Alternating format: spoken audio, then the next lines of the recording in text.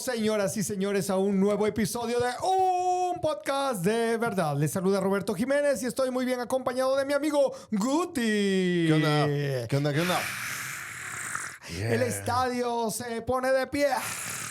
Para victoriar a Roberto Jiménez. Y también a Pablo. Muy bien. Ya después de este momento egocéntrico. A mí no me metas a acostar. Yo no dije que era tu momento egocéntrico. Dije el momento egocéntrico. Frente al otro. Pero está bien, a la humildad de Cuando Pablo. pensás en mí, pensás en humildad. Muy bien. Qué complicado es ser humilde, ¿verdad? Es difícil. Me llena de orgullo eso. Bueno, quiero agradecer muchísimo a Open Marketing, empezando por la parte muy buena de este podcast, agradeciendo a Open Marketing la oportunidad que nos da de grabar en sus estudios este podcast de verdad y transmitirlo desde acá para todo el mundo a través de YouTube y otras plataformas que se nos van uniendo conforme pasa el tiempo. Hoy en los controles el famosísimo, el inigualable José. Eso, José. Quien señala Bárbaro. saludando con la B de la victoria en la cámara principal. Eso. Ahí está, ¿eh? Muy bien. Y también queremos saludar a cada uno de los suscriptores de nuestra página, quienes cada día son más y más y más y más. Así es. Saludos a cada uno de ellos. ¿Y eso cómo se logra? Que tengamos más suscriptores. Que le den al suscribirse, que es el botoncito que aparece por ahí, y a la campanita también para que les avise cuando cae nuevo video. Excelente, así que ya lo saben, compartan este video, dejen sus comentarios, dejen sus likes, sus reacciones para este podcast que lo hacemos con muchísimo cariño y con la única intención de agregar valor, de edificar sus vidas, y la verdad es que es un privilegio y un gusto. Sí. Guti, hoy empezamos una serie que queremos hacerla en episodios cortos, pero que lo que buscamos es que ustedes se puedan unir a nosotros en esta conversación acerca de un tema que a mí me ha parecido muy interesante porque últimamente en redes, no últimamente, pero últimamente más que otras veces, he visto en redes, y estoy seguro que Guti también, y estoy seguro que ustedes también han visto en redes este tipo de pensamiento que hay donde dice: yo sigo a Cristo, yo amo a Jesús, pero yo no voy a la iglesia porque es un lugar lleno de hipócritas, mentirosos, corruptos, ladrones. Falso, lo que sea. Bueno, y ahora con esta línea que viene de nuestro amigo argentino, los fariseos religiosos, ¿verdad? Que, Sí. Entonces, digamos, queremos hablar acerca de si este es un pensamiento correcto y cómo la iglesia encaja en nuestro crecimiento espiritual. ¿Qué te parece el tema que iniciamos, Guti? Es por demás pertinente, súper útil y necesario, diría yo también, para quizá desmitificar por ahí cuestiones que existen en el consciente colectivo de mucha gente, tanto excristianos, si se me permite el término, como no cristianos, ¿no? Pero creo que va más del lado del fenómeno de aquellos que en algún momento de su vida han estado en la iglesia, dentro de la iglesia, entendiendo iglesia en este caso como institución, y luego dejan de estar o de pertenecer, ¿sí? Esta idea de no, yo ya no voy ahí. Porque seamos honestos, alguien que no se congrega no realmente, pues ya se sabe que ese es el pensamiento, pero se ha generalizado, mejor dicho, por vía o por virtud de aquellos que de alguna manera han estado y luego salen siendo acérrimos detractores de la institución. Totalmente de acuerdo. Así que por eso vamos a hablar acerca de este tema. Guti, vos naciste en un hogar cristiano, evangélico. Sí.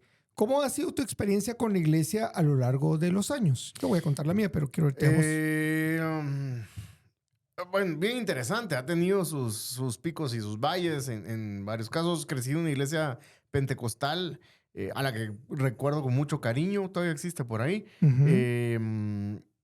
Y sí, o sea, dentro de los parámetros bíblicos recuerdo que pues, las prácticas, por ejemplo, como si había profecía o algo así, me recuerdo que la sometían a evaluación de un anciano que estaba a cargo del culto. O sea, muy, muy apegado al orden bíblico. y es algo de lo que siempre he hablado, he exaltado esas cuestiones, porque si bien es cierto, hay iglesias que dan lugar a los dones y demás, quizá muchas veces es sin necesariamente orden y demás. Entonces se caen ciertos extremos que no vienen al caso. Pero en mi recuerdo de infancia, pues está eso, ¿no? Y muchas otras cosas. Luego... ¿Por qué salieron de esta iglesia? Ahí iba, o para allá iba. Para allá, para el año 93, mis papás salen de esa iglesia hacia otra que, lamentablemente, y lo voy a decir con todo el respeto del mundo, pero pues no creo que sea una iglesia sana. Okay. No lo es. Por muchas razones que tampoco viene al caso. Y ahí empieza mi relación amor-odio con la iglesia como institución. Nunca llegué a ser ateo o ex-evangélico, como existe el término ahora, aunque estuve en algún momento a punto de, ¿no? Y siempre tuve tiempos de ir, ¿no? O de congregarme, no congregarme, asistir, no asistir. Luego, pues no me mantuve mucho tiempo en esa iglesia o en esa institución. Luego estuve en distintas otras, una temporada en México también, me congregaba estando allá. Una pausa, perdón. Sí. De esta iglesia que mencionas, obviamente, ¿dónde? Bueno, hablaste algo de una iglesia no sana. ¿Te referís a las enseñanzas? ¿Te referís a las personas? ¿Te referís a las prácticas? No, ambas, a enseñanzas y a prácticas, por supuesto. Ok. Una iglesia saludable no es nada más aquella que predica lo correcto. Sí, o sea, una iglesia saludable no es aquella que predica lo correcto, es decir, con respeto, con responsabilidad de las escrituras y demás, pero además practica o tiene una viva práctica de lo que predica, ¿no? Eso es una iglesia saludable, por definición. Ahora, si una iglesia es sana, digamos, en su predicación, en su exposición de la palabra, todavía existe el chance de que hayan cuestiones en las prácticas que tengan que mejorarse. Ya. Lo que no va a existir nunca es una iglesia que enseñe mal y que tenga prácticas sanas. Ok. Entonces, claro. es de este tipo esta agrupación, ¿no? Enseñanzas pues heterodoxas completamente, alejadas de la ortodoxia cristiana o la universalidad cristiana, y obviamente pues prácticas no saludables. Ok, solo era para poder entender la dinámica. Entonces, estás en México y también asististe a la iglesia. Estuve allá de y todo. Al regresar a Guatemala, igual estuve de un lugar a otro, pasaba tiempos congregándome, tiempos que no. Luego estuve en una iglesia también que, donde estuve fungiendo, digamos así, como líder de alabanza por un tiempo. Pero yo vivía una doble vida, o sea, yo no había nacido de nuevo. Pues eso lo llegué a descubrir hasta después, por supuesto. Y pues vivir una doble vida te pasa factura en algún momento de la vida. Entonces, nací de nuevo a los 35 años. ¿Ayer? Hace 2 días. Entonces, ya a partir de los 35 para acá, ahora tengo 43. Pues bendito sea Dios, he estado ya con una conciencia mucho más informada, y ahí creo yo que está la clave, como siempre, de lo que es la iglesia, para qué es la iglesia, por qué es bueno congregarse, etcétera, etcétera, etcétera. Excelente. Gracias por contarnos esa experiencia. En mi caso, yo nací en un hogar cristiano y desde niño... literalmente, mucha gente pensaba que mi papá era pastor. Mi papá era un carpintero, exalcohólico. Él tuvo, en primer lugar, una rehabilitación a través de este sistema o este programa de los Alcohólicos Anónimos, y en el proceso tuvo un encuentro personal con Cristo. Y entonces él vino a Cristo, yo diría que ya en sus 50s o finales de sus 40s. Entonces, realmente él, primero, encontró la libertad del alcoholismo, y número 2, encontró a Jesucristo como su Salvador y lo reconoció de tal manera que radicalmente él se fue de cara en ser alguien que tenía obviamente su oficio, su trabajo, pero con el resto del tiempo él sirviendo al Señor y buscando cómo servirle a él. Así que eso significaba estar en la iglesia todos los días, desde que yo te recuerdo, o sea, todos los días que se pudiera, servicio de oración, servicio general, escuela dominical y con mi mamá la reunión de las damas, en fin, era estar involucrado. Y eso en mí provocó, por ejemplo, a mí no se me olvida una imagen de que las sociedades bíblicas alguna vez publicó un montón de zanahorias. Era una foto de un montón de zanahorias y un conejo arriba. Sí. Y entonces la frase decía, la abundancia produce indiferencia. Entonces yo tenía tanta iglesia que la verdad es que para mí era indiferente y yo ya lo miraba como una especie de club. Claro. Y entonces yo era de esos niños que cuando vos llegabas a la iglesia como un niño nuevo, era como tenés que pagar la cuota derecho de piso. Entonces tenés que aguantar mi bullying, tenés que aguantar mi molestadera porque yo a eso iba a la iglesia, a molestar a los demás niños. Y en medio de eso, como vos decís, como esa doble vida de me trato de portar bien, me aprendo la Biblia. Y eso que en esta iglesia nos enseñaban muchísimo acerca de evitar ser cebollas, decían ellos, cebollas espirituales, la gran cabezota con mucho conocimiento y nada de practicarlo y vivirlo. Y así viví mucho tiempo. Yo pienso que Dios usó mi momento de vida laboral. Yo empecé a hacer radio a los 15 años y entonces mi primera oportunidad para estar en una radio y en una radio cristiana llegó a los 19 años y entonces yo empecé a trabajar para esta radio que pertenecía a una iglesia y me empecé a involucrar tanto en la radio. La radio transmitía las prédicas que se daban dominicalmente en esta iglesia, tanto que dejé de asistir a mi iglesia original. Entonces dije, ¿para qué voy a hacerme bolas? En lugar de tener ahí dualidad de iglesia, mejor me congrego donde estoy trabajando. Y literalmente fue un cambio radical porque yo venía de una iglesia histórica de la línea centroamericana a una iglesia neopentecostal. Sin embargo, me fui acomodando, pero realmente no me di cuenta cómo uno puede creer que está dentro de la iglesia, pero en realidad no estaba dentro de la iglesia porque yo trabajaba para la radio de la iglesia y eso me daba la idea de que yo era miembro de la iglesia. Entonces era como estar, pero no estar, y eso duró probablemente estoy rápidamente haciendo números, unos 6 años. Y ya luego ya me involucré dentro de lo que la iglesia estaba haciendo con el área de jóvenes, seguía trabajando en las estaciones de radio y finalmente pues me logré comprometer más con la iglesia y entonces empecé a servir en el área de jóvenes como voluntario, de adultos jóvenes. Pero era paralelamente estar en la iglesia, servir en la iglesia, pero había como una cierta decepción cuando yo miraba ciertas prácticas. Lo que vos decías hace un momento, digamos, vos hablabas acerca de una iglesia donde habían palabras proféticas que eran filtradas para asegurarse que estuvieran alineadas. Es correcto. Y yo estuve en el otro extremo, donde no había filtro. Claro. ¿Verdad? Y cualquiera se suelta a decir lo que... Exacto. Y se dijeron muchas cosas. La imaginación aguanta con todo. Totalmente. Y se dijeron muchas cosas, tan así que teniendo yo acceso al liderazgo de la iglesia, en varias ocasiones dije, bueno, yo recuerdo que en mi Biblia dice que cuando un profeta profetiza algo y no se cumple, debería morir apedreado. ¿Cuándo vamos a apedrear a estos? Claro. O sea, porque eran tamaña... cuestión, ¿no? Ajá, sí, o sea, lo que se decía. Y eso poco a poco fue minando por dentro mi convicción de estar en este lugar. Sí, pues. Pero como vos decís, tal vez yo no llegué ni a ser ateo ni a alejarme de la iglesia, pero sí fue así como una decepción. Finalmente esta decepción finaliza y conecta con otro momento complicado de mi vida que un día si quieren se los platico, pero pónganlo en los comentarios y si hay muchos comentarios se los platico, si no, no. Eso. Conectó con mi separación del matrimonio donde estaba y posterior divorcio, pero ese momento de separación casó exactamente con un proceso de salir de esta iglesia. Y entonces salgo de esta iglesia y Dios me abre la oportunidad de ir a otra donde literalmente se convirtió en una especie de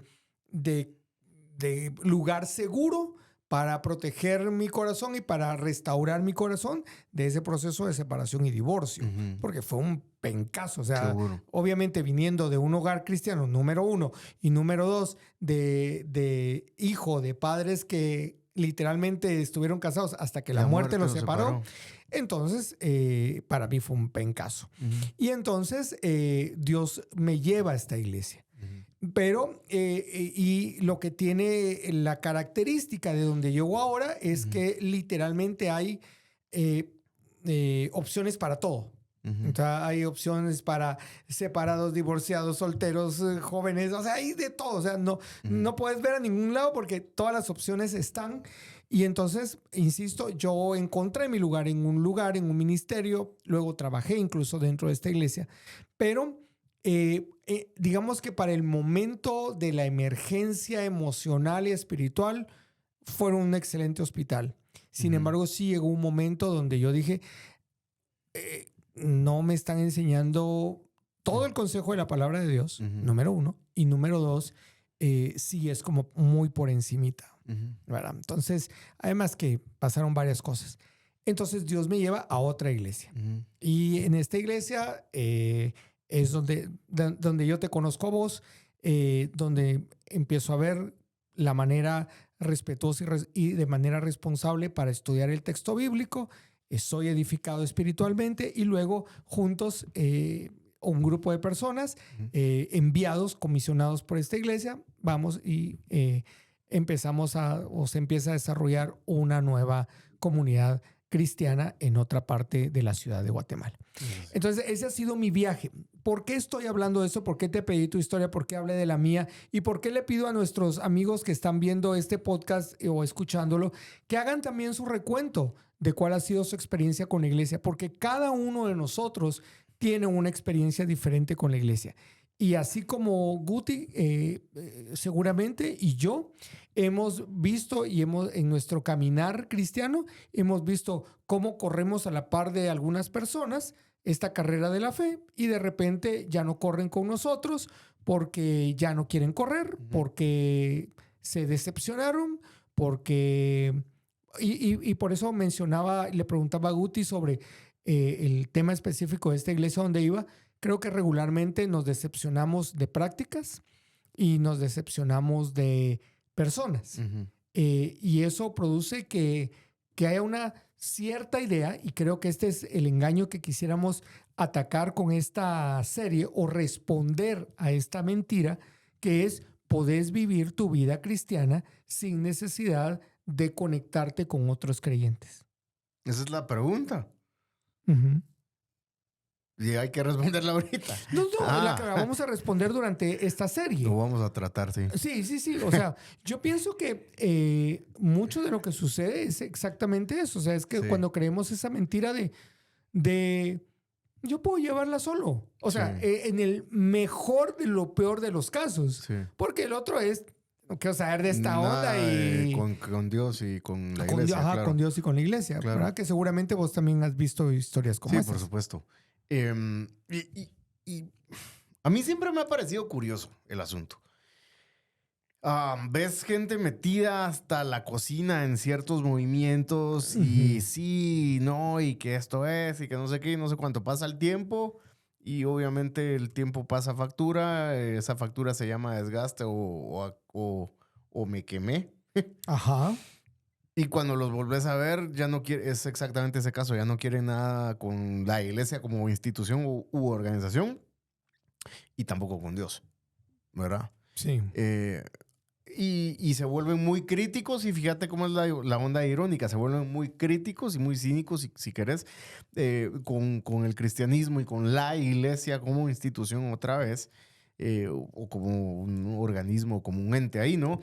Y me pregunto yo, brother, si hubieras cuestionado antes, habrías podido cuestionar antes, habrías podido detenerte y decir tiempo, pero ¿por qué?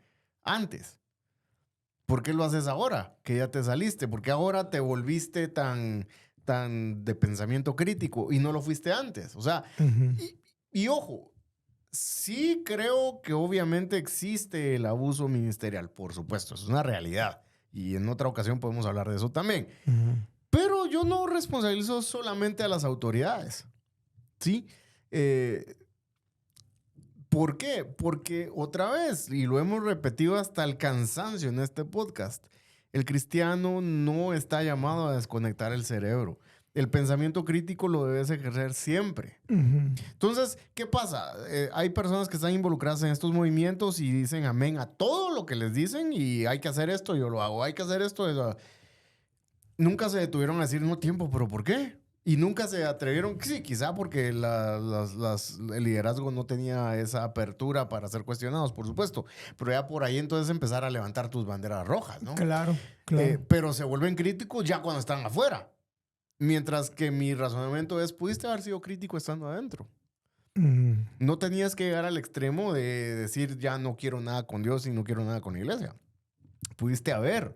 Y de hecho siempre hemos hecho la invitación en este podcast nuevamente a que se cuestione todo.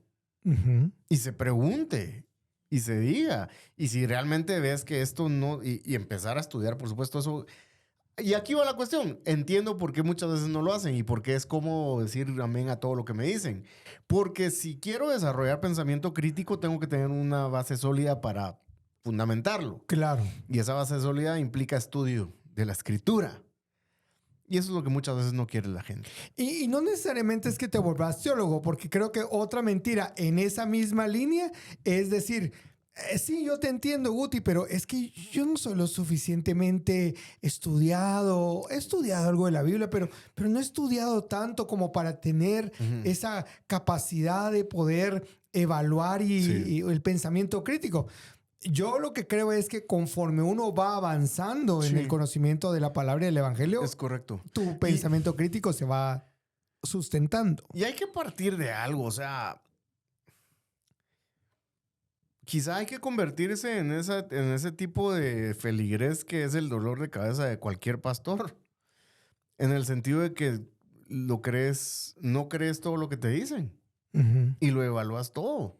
Y finalmente creo que si hay un liderazgo sano, ahí es donde se va a complementar la onda. Porque el liderazgo sano no va a decir, uy, qué dolor de cabeza me da Roberto, ahí viene otra vez a preguntarme. Sino creo que un liderazgo sano va a tener la actitud que tuvo Pablo con los de Berea. Va a decir, qué noble. Qué noble que viene y que cuestiona lo que yo le estoy diciendo. Entonces, ahí está, creo yo, el match que en muchos casos, no voy a decir en todos, pero quizá en muchos casos falta. El ser crítico de lo que se me está dando de comer. ¿Verdad? O sea, ¿qué me están alimentando?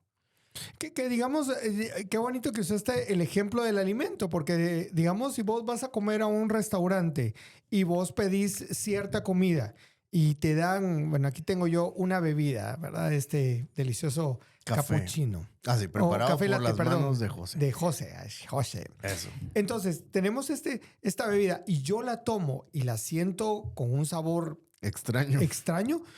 O sea, no voy a venir y voy a decir, ay, me la voy a terminar porque ni modo que va a decir José de esto. Es correcto. Pueden pasar dos cosas. Uno, lo dejo a un lado y ya no la sigo tomando. O si la confianza me lo permite con José, le voy a decir, José, fíjate que creo que o el café está mal, o el azúcar está mal, o la leche estaba mal. Pero algo le está dando un sabor raro a esta bebida. Es correcto. Eso en este ámbito de la confianza y la amistad. Pero si vas a un restaurante... O sea, cámbieme esta onda porque tiene Estoy pagando, sí. Exactamente. Me pasó una vez, la última vez que comí en un lugar espantoso, gracias a Dios, ya no existe.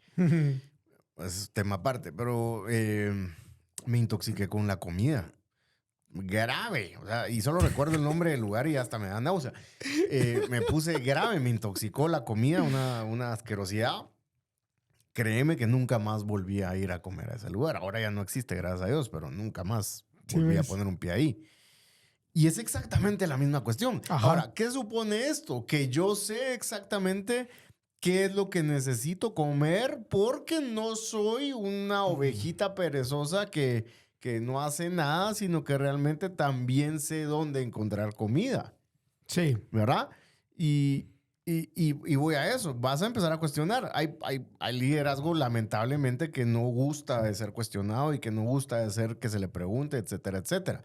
No recomendaría entonces ese movimiento como un movimiento saludable. Y especialmente porque este liderazgo regularmente trae una escuela donde es vertical el asunto. Así es lo que yo digo. Piramidal, vamos. Ajá, no es como mucho más estudiado donde yo voy a traer aquí...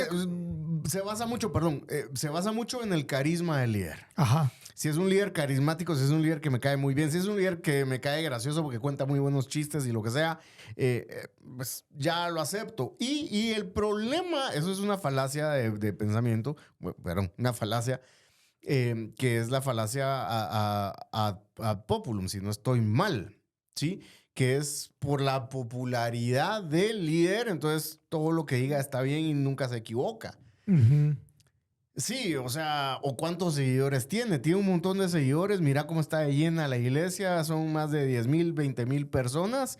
Quiere decir que está bien. Pues Hitler también tenía un montón de seguidores y no estaba bien, vamos. Entonces, ese razonamiento, ese pensamiento falaz dependiendo de cuánta gente le pone atención y cuánta plataforma tiene, valida su mensaje, sí, es completamente erróneo, ¿no?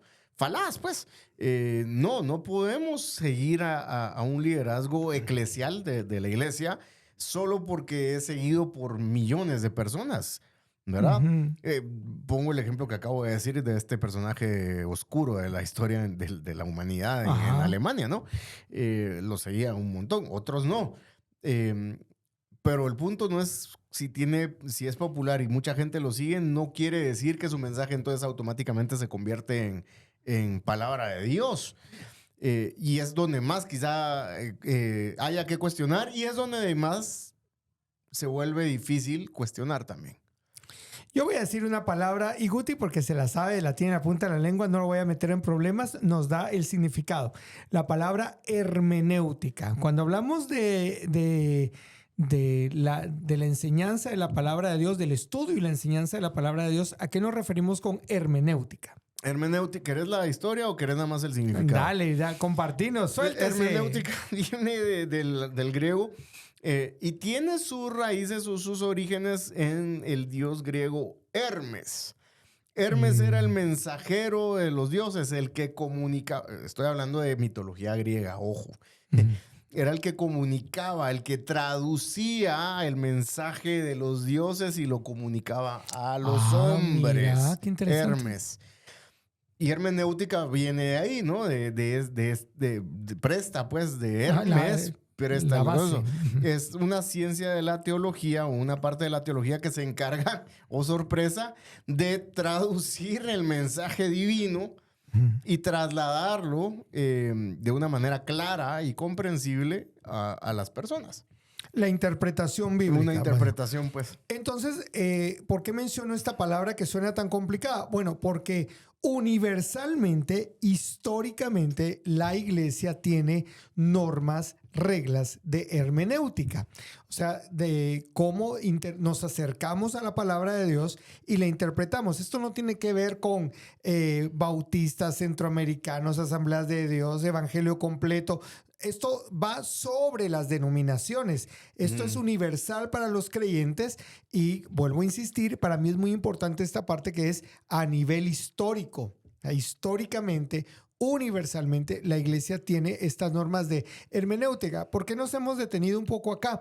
Porque estamos hablando de tener ese criterio y de formar el criterio para poder saber cuándo estamos siendo bien alimentados o cuándo no dentro de la iglesia, porque muchos de los problemas que se dan cuando encontramos a alguien peleándose con la iglesia, y porque ese es nuestro tema, es porque sencillamente se fue en automático. Entró en automático a la iglesia y no tenía cómo... voy a tomar el nombre de la serie de nuestra iglesia amiga Reforma. No tenía anclas de dónde agarrarse y entonces sencillamente, se fue de largo y ahora tristemente está alejado de la iglesia. Entonces queremos hablar de ese pensamiento crítico que debe haber en el creyente para que pueda saber si lo que están enseñando, a dónde va, es realmente algo conectado con la palabra de Dios. Entonces, desarrollamos pensamiento crítico cuando pasamos tiempo con la palabra de Dios, pero la interpretamos de la manera correcta. Sí, correcta. De hecho, sí. O sea, ortodoxa, pues. Ortodoxa. ¿Ortodoxo qué es vos? Ortodoxo quiere decir, ortos y doxa, la correcta adoración. La correcta adoración. Sí, ortodoxo y heterodoxo, que sería lo contrario, ¿no? Ya encierra sincretismos y cosas. Perdón, yo hago estas preguntas en favor de los que nos están viendo y dicen esas palabras que usan. Bueno, tenemos nuestro segmento del glosario. Sí. Entonces, por eso les queremos invitar para que hagan este ejercicio. Y quiero poner un ejemplo que pasó aquí en este podcast. Hace algunos episodios yo hice una referencia, estábamos hablando del diablo, y yo hice una referencia de lo que yo tradicionalmente había escuchado de la expresión que el ladrón no vino, sino para robar, matar y destruir, y que regularmente se lo aplicamos al diablo. Y aquí en este podcast, Guti, por esta confianza que tenemos, me corrigió en el buen sentido de la palabra, porque corregir no es una mala palabra ni es una palabra negativa. Me corrigió y me dijo, Roberto, solo hay un pequeño problema de interpretación allí. Y entonces, utilizando una de las normas de la hermenéutica, me llevó a leer todo el pasaje, entender el contexto del pasaje, y nos dimos cuenta que realmente Jesús se estaba refiriendo a los maestros de la ley que con su enseñanza estaban robando. No eran pastores, y como no eran pastores eran ladrones que robaban, mataban y destruían. Espero que vayan a buscar ese episodio, es donde hablamos acerca de nuestro enemigo, el diablo, en la batalla espiritual. Pero a eso nos referimos. O sea, hay una respetuosa, hay una responsable manera de acercarnos a la palabra y nosotros debemos conocer esas normas de la hermenéutica. Por eso menciono la materia, porque si ustedes van a una librería cristiana, por ejemplo, dicen, mire, quiero un libro de hermenéutica o hermenéutica básica, le van a dar. Hay libros sencillos. Yo creo que incluso aquí hemos mencionado alguno de estos libros. Yo estoy recordando uno el de Plummer. Ajá, ¿cuál es el de? ¿Cómo es que se llama ese? Preguntas y respuestas sobre la interpretación bíblica. Ok, pero es Plummer. Plummer, ajá. Robert Plummer. Robert Plummer. Entonces, digamos, usted va a su librería cristiana favorita y puede decir, quiero encontrar un libro de hermenéutica. Y dígale al de la librería cristiana. Mira, yo tengo aquí en la mente una librería y no nos están pagando nada en este podcast para que los mencionemos, pero sí los voy a mencionar. La librería Bautista. Usted va a la librería Bautista y estos chavos se las conocen de todas los que atienden ahí y conocen los libros que tienen ahí. Usted vaya y diga, mire, yo quiero aprender a estudiar la Biblia. Yo no sé cómo entrarle al estudio de la Biblia. Entonces yo oí un podcast donde mencionaron la palabra hermenéutica o interpretación bíblica o aprender a estudiar la Biblia. ¿Usted me puede recomendar algún libro? Y entonces hasta mencionaron uno ahí de Robert Plummer. Dígale, así como que sabe de lo que está hablando. Así es. Y entonces ahí le van a recomendar alguno. Le menciono esta porque ahí hay muy buenos libros, hay una gran cantidad de libros. Lo que le quiero decir es, hay literatura, hay muchísimos recursos. ¿Por qué? Otra vez regreso con esto y le doy el pase a Guti. Porque necesitamos desarrollar pensamiento crítico. ¿Quiere usted disfrutar del regalo de la iglesia? La iglesia está conformada, ya lo mencionaba Guti hace un momento, hay dos elementos que son muy importantes: la enseñanza y la práctica. Una iglesia puede tener buena enseñanza y mala práctica, buena enseñanza y buena práctica, pero que no puede haber. Ajá, pero nunca puede haber mala enseñanza y buena práctica. Entonces, pero usted no va a poder distinguirlo si no pasa tiempo con la palabra de Dios, así es, conociéndola y interpretándola de manera correcta. Sí, una fe de rata instantánea. Ortodoxia, ortos, que como dije es correcto o recto, y doxa, que significa opinión o creencia. Entonces, la creencia correcta. Ahora, ¿quién decidió esto? ¿Perico de los Palotes? No, a lo largo de la historia de la iglesia, y por eso siempre es importante el tema de historia de la iglesia, que tanto mencionamos también, para saber históricamente qué se ha creído. Y como dije en alguna ocasión, pasaron 1085 años en que no existía iglesia católica romana o iglesia católica ortodoxa. Es diferente la iglesia de la palabra ortodoxa. Entonces quiere decir que por 1085 años todo lo que se desarrolló de pensamiento cristiano y teológico y demás le pertenece a la cristiandad. Eso sin contar, pues, luego la reforma en el 1500, en el siglo XVI, y etcétera. A donde iba con esto es que es necesario conocer, estudiar. Y es lo que muchas veces, lamentablemente, los críticos de la iglesia, pues no hicieron cuando estuvieron adentro. Uh-huh. Me molesta que mis líderes me exijan cosas que quizá me suenan que no están bien. ¿Qué ha pasado históricamente? ¿Cómo tengo que responder yo a eso? ¿Puedo decir que no? Y la respuesta es sí, puedes decir que no. Es más o menos más lo que dice la Constitución Política de la República de Guatemala. Nadie está obligado a cumplir una orden abiertamente ilegal. Pues más o menos es el mismo principio en el cristianismo. No estás obligado a que si te están diciendo hay que hacer A, B, C y D, ok, fundamento bíblico. Claro. Y no solo en un versículo, ¿verdad? Claro.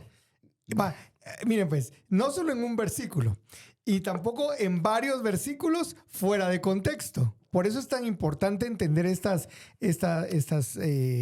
normas de interpretación bíblica, porque entonces podemos de alguna manera estar preparados para entender.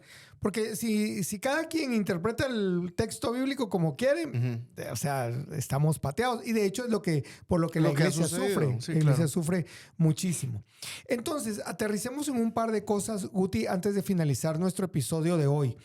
Yo sé que también esto lo tenés en la punta de la lengua porque de veras yo admiro y le doy gracias a Dios por esa mente que Él te ha dado. Gracias a Dios. Si le dejáramos una tarea a nuestros amigos del podcast, de un par de pasajes de la Escritura que pudieran leer en lo que venimos en el próximo episodio a hablar del tema de la iglesia. Un par de pasajes bíblicos donde ellos puedan llegar y leer lo que la palabra de Dios habla acerca de la iglesia y de la función que la iglesia tiene para nuestras vidas y cómo nosotros tenemos y encontramos un lugar dentro de ella. ¿Qué nos pudiera sugerir? Se me vienen a la mente dos. El de Hebreos 10, 25 particularmente, pero lean todo el capítulo. Y si pueden todo el libro, mejor. Pero si de verdad se van a ir por el atajo, pues bueno, lean por lo menos todo el capítulo. El 10:25, que es el famosísimo de no dejen de congregarse, así como algunos tienen por costumbre. Hebreos capítulo 10. Y preguntarle al texto... Esto quiere decir investigar por qué el autor de Hebreos está diciendo eso, por qué está dando ese consejo, por qué le está aconsejando eso a los hebreos. No se dejen de congregar, ¿verdad? Ese tipo de preguntas, eso es desarrollar pensamiento crítico. Y una cuestión, Dios no se va a enojar porque ustedes le hagan preguntas al texto. Dios sigue estando en su trono.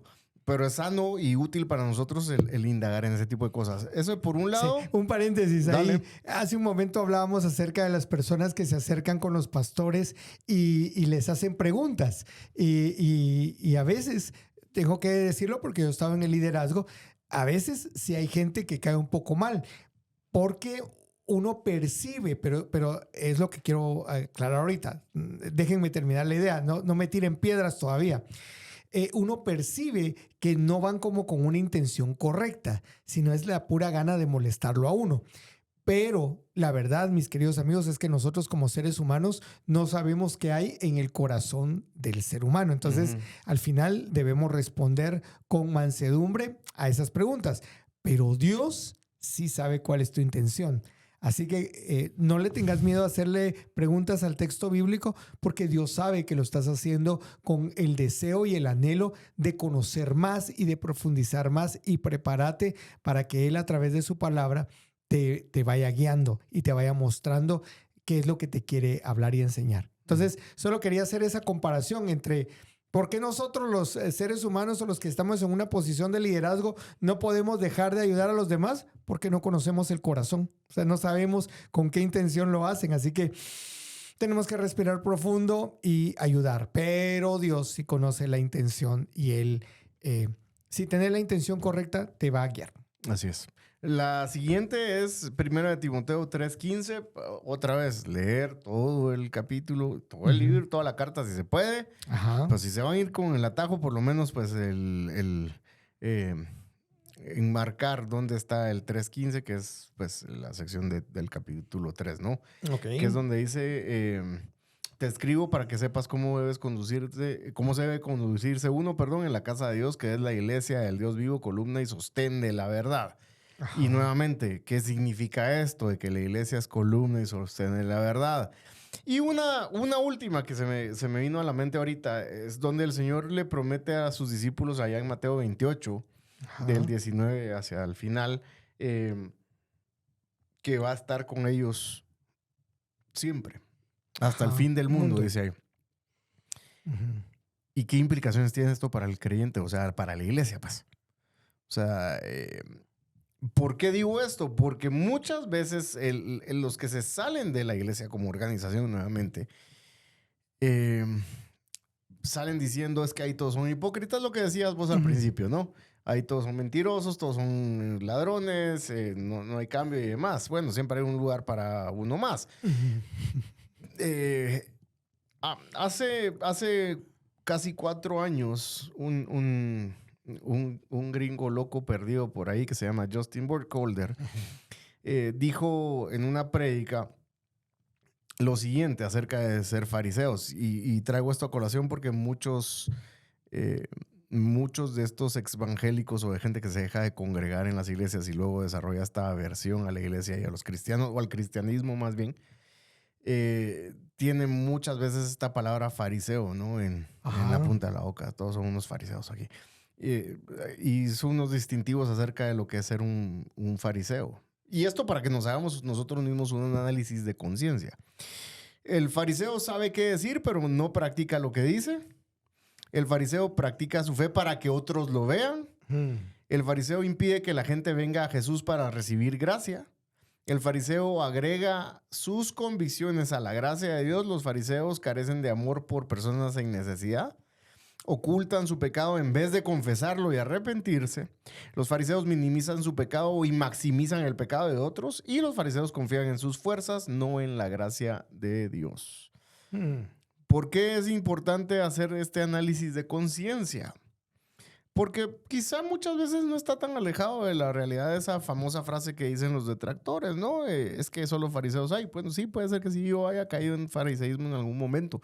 Pero ¿qué significa ser fariseo? ¿Qué hacían los fariseos? ¿Y qué esperanza hay si hemos caído en cierto tipo de conductas? Ahora, quien ha sido lastimado por organizaciones o por instituciones,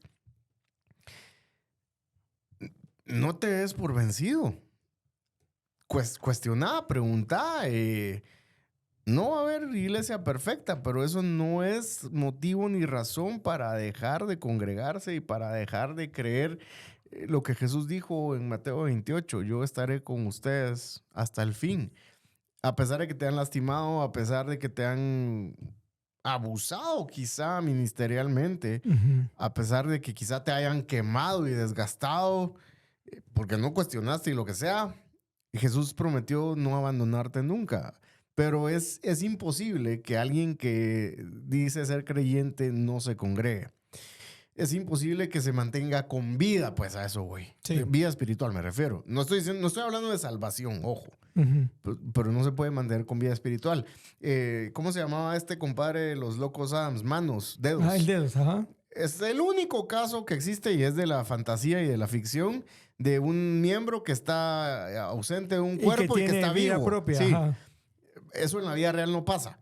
¿Eso qué quiere decir? Que si los cristianos somos miembros del cuerpo de Cristo, si yo me sustraigo del cuerpo, no sé qué probabilidades de mantenerme vivo tenga.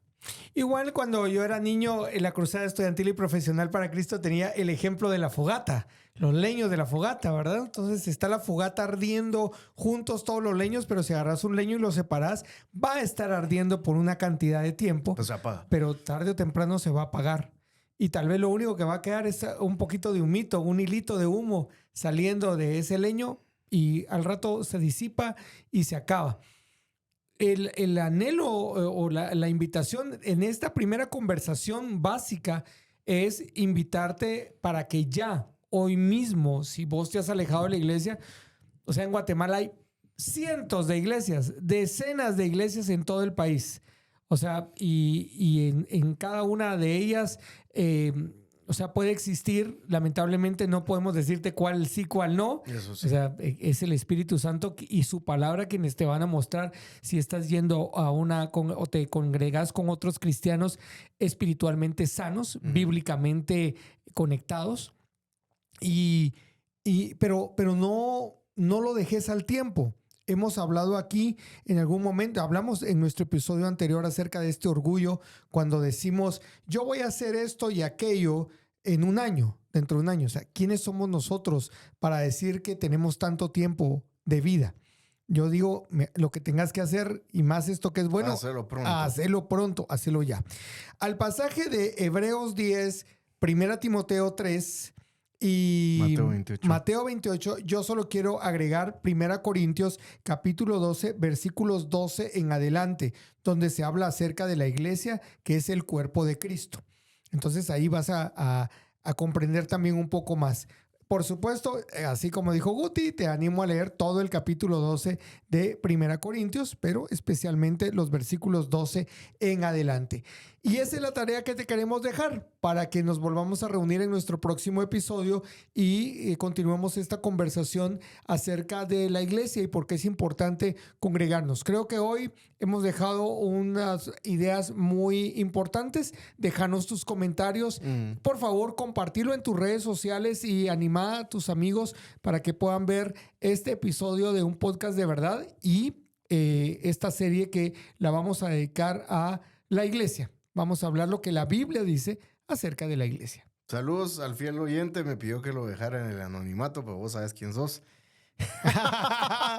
Qué críptico. Sí, cabal. Y solamente saludos a mis papás también que siempre ven por ahí. Regáñenlos, por favor. Jálenle las orejas a Pablo. No. Esto fue un podcast de verdad. Les mandamos un fuerte abrazo. Desde acá estamos muy contentos de poder estar ahí donde ustedes disfruten este episodio. Y a nombre de José en los controles, de nuestros amigos de Open Marketing y de todos nuestros, de mi gata, la tigría y de todos los demás. Que Dios les bendiga. Adiós.